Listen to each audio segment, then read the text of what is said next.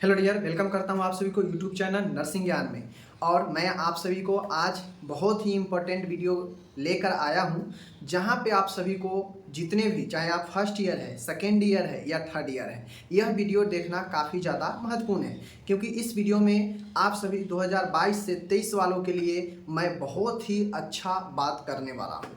तो चलिए वीडियो को आराम से आप लोग देखिएगा, समझिएगा, क्योंकि यह वीडियो देखने के बाद आपको इम्पॉर्टेंट क्वेश्चन जो 22 से 23 का है उससे संबंधित क्लियर हो जाएगा, और कैसे तैयारी करना है बचे हुए समय में उससे आपको बहुत ज़्यादा हेल्प मिलेगा। तो चलिए शुरू करते हैं। सबसे पहले मैं आपको बता दूं कि मैं जो इस चैनल पर अब इम्पोर्टेंट क्वेश्चन डालने वाला हूं 22 से 23 के लिए। जी हाँ मेरे डियर, 22 से 23 के लिए आप सभी को इम्पोर्टेंट क्वेश्चन मिलने वाला है। बचे हुए समय में जो मध्य प्रदेश के स्टूडेंट हैं, साथ में जो यूपी का भी स्टूडेंट है जिनका अक्टूबर में एग्ज़ाम है, जो मध्य प्रदेश से हैं जिनका नवंबर में एग्ज़ाम होने वाला है, और भी अदर स्टेट के हैं आगे जिनका भी एग्ज़ाम होने वाला है, चाहे वो 22 से 23 है या 23 से 24 में भी है।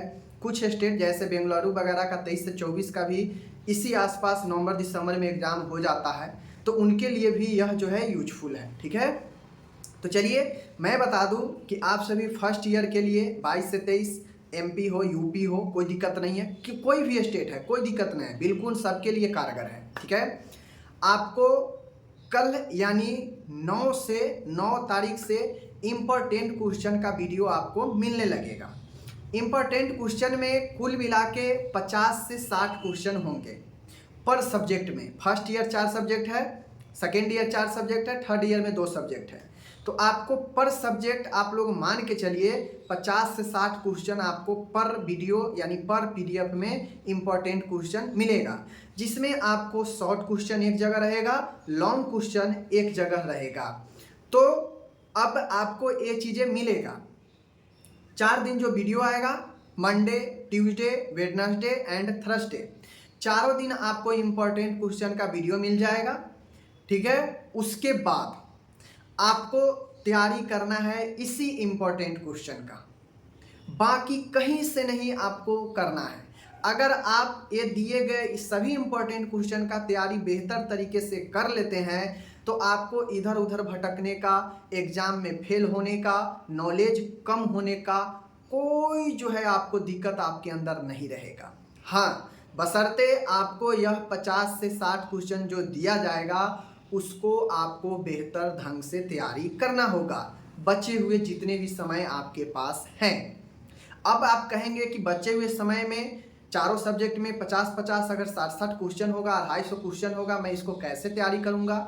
तो मैं आपको बता दूं कि आपको चारों सब्जेक्ट मिला के अगर 250 क्वेश्चन होगा एज फॉर एग्जाम्पल, तो उस 250 में से 150 क्वेश्चन तो आपको 100% याद होगा। 150 क्वेश्चन, या मैं मानता हूँ 100 क्वेश्चन ही आप जरूर जानते होंगे 100 क्वेश्चन के बारे में। वो 100 क्वेश्चन पर आपको ज़्यादा मेहनत नहीं करना है, आपको उस पर ज़्यादा मेहनत फोकस करना है जो आप गड़बड़ा रहे हैं, जिसमें आप कमज़ोर है, जो आपको लगे कि ये क्वेश्चन हमें नहीं याद हो रहा है, नहीं याद अभी तक हुआ है, उस पर ज़्यादा आपको मेहनत और फोकस करना है। इसके साथ ही बहुत लोग ये कहते हैं कि एग्ज़ाम में हमें क्वेश्चन तो याद था बट छूट गया, नहीं लिख पाए, समय कम हो गया, हमें लिखने में जो है बहुत समय ले लेते हैं। तो आपको अभी से लिखने का प्रयास करना चाहिए।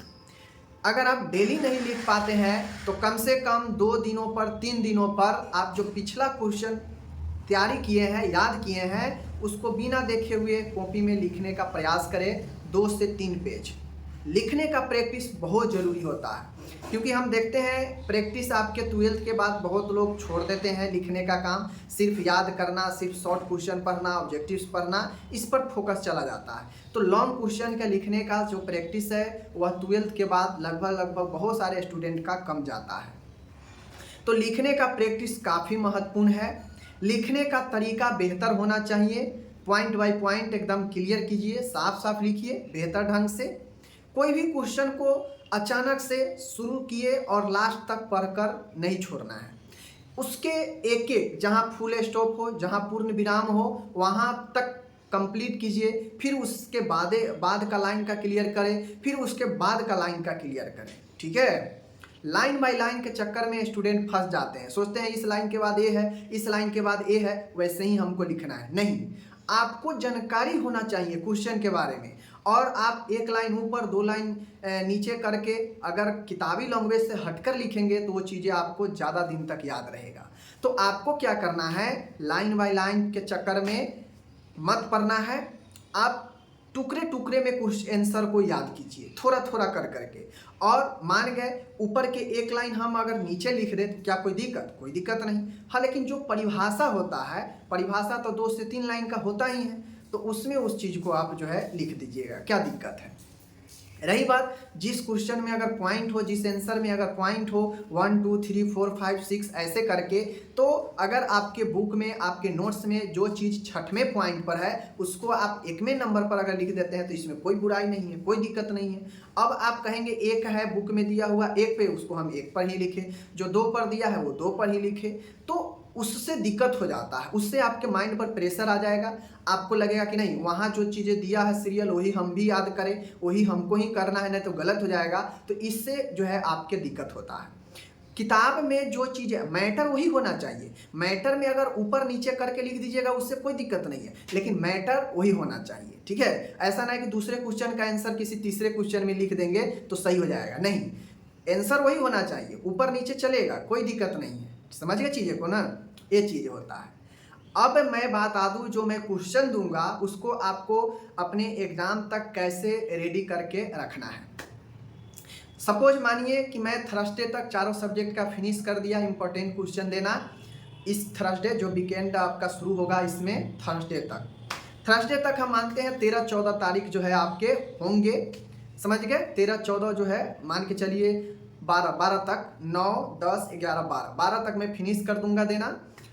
अब आपका अगर नवंबर में एमपी वाले का एग्जाम है तो आपके पास समय बच जाएगा 2 महीने से कम, 2 महीने से कम मान के चलिए आपके पास समय बच जाएगा 50 डेज, 50 डेज मानिए, 40 डेज मानिए, कोई दिक्कत नहीं है। अब आपको क्या करना है, जैसे ही आपको मैं पूरे कंप्लीट सब्जेक्ट का क्वेश्चन पेपर दे दूँ, इम्पोर्टेंट क्वेश्चन, आपको हर हाल में कोई काम हो या नहीं हो, सभी सब्जेक्ट से एक लॉन्ग क्वेश्चन, एक शॉर्ट क्वेश्चन कंप्लीट करना ही पड़ेगा, करना ही पड़ेगा और करना ही पड़ेगा। नहीं करेंगे, इतना दिन आप लोग अपना काम कर लिए, मौज मस्ती कर लिए, जो भी कर लिए, बचे हुए समय में भी अगर आप यही कर लेंगे, फिर एग्जाम में वही माहौल बनेगा, आप कुछ लिख नहीं पाएंगे, लिखेंगे नंबर कम वगैरह का बहुत सारा टेंशन, और जब रिजल्ट आएगा, रिजल्ट में आप मान रहे हैं कि हमको पास हो जाएंगे, कम नंबर आएगा, लेकिन अगर रिजल्ट में आप फेल हो जाएंगे तो वहाँ से टेंशन फिर शुरू हो जाता है। तो इससे बढ़िया है कि बचे हुए 2 महीना समय है, आप इसको बढ़िया से यूटिलाइज कर लीजिए। चाहे आप यूपी वाले हैं, यूपी वाले के तो और कम समय है, एमपी वाले का थोड़ा समय ज़्यादा है। ठीक है, तो मैं यही कहूँगा कि मैं जो भी क्वेश्चन दूंगा सभी सब्जेक्ट में, सभी सब्जेक्ट से एक लॉन्ग क्वेश्चन, एक शॉर्ट क्वेश्चन, यानी 4 हो जाएगा लॉन्ग क्वेश्चन 4 सब्जेक्ट का, और 4 हो जाएगा शॉर्ट क्वेश्चन 4 सब्जेक्ट का। तो आप उसको प्रिपरेशन करें, बढ़िया से तैयारी करें और कंटिन्यू ये चीज़ें करते चले। जिस भी समय आपको समय मिले, रात, दोपहर, सुबह, शाम, जब भी समय मिले 1 से 1.5 घंटा समय जरूर दें, जरूर रीडिंग करें, जरूर पढ़ें, चीज़ों को गौर से देखें, समझें, माइंड में जहाँ भी बैठे आप जो भी याद किए हैं उसको माइंड में 1-2 बार चलाइए, रिकैप कीजिए कि जो आप पढ़े हैं वो याद हुआ या फिर भूल गए। अगर भूल गए तो एक बार और नोट्स को देखिए कहाँ पे भूल रहे हैं। इससे मेमोरी पावर, अभ्यास, लर्निंग बढ़ता है माइंड में रिकॉल करने से। समझ गए, यही चीज़ें हैं। बाकी मैंने आपको बता दिया कि क्या करना है, नहीं करना है, आपके हाथ में है। ठीक है, लेकिन बिना पढ़े हुए, बिना मेहनत किए हुए कुछ नहीं होता है ज़िंदगी में। तो आपको भी यही सोच कर चलना होगा कि भाई जो भी बच्चे समय है, अगर बेहतर चाहते हैं, नॉलेज चाहते हैं, तो मेहनत करना पड़ेगा, कुछ तो मेहनत करना पड़ेगा। 10th 12th में इतना पढ़ते हैं तो फर्स्ट डिवीज़न के चक्कर में रहते हैं कि फर्स्ट डिवीज़न आ जाए, तो इसमें भी तो कुछ पढ़ लीजिए, इतना पैसा खर्च कर रहे हैं तो यही चीज़ें हैं। बाकी चलिए मिलते हैं अगले वीडियो में। जिनको मेरी बात अच्छा लगा उनको तहे दिल से शुक्रिया कि वो मानेंगे, करेंगे। जिनको नहीं अच्छा लगा बहुत बहुत आपको भी शुक्रिया कि आप जैसे भी करें लेकिन बेहतर करिए अपने लिए, क्योंकि आप करेंगे अपने लिए, कोई करेगा अपने लिए और कोई करेगा अपने लिए, कोई किसी को देता नहीं है। और जब गड़बड़ाएगा तो 10 गो आपको कहने वाला हो जाएगा। तो यही चीज़ें हैं। बाकी चलिए मिलते हैं अगले वीडियो में, अपना ख्याल रखिएगा, धन्यवाद।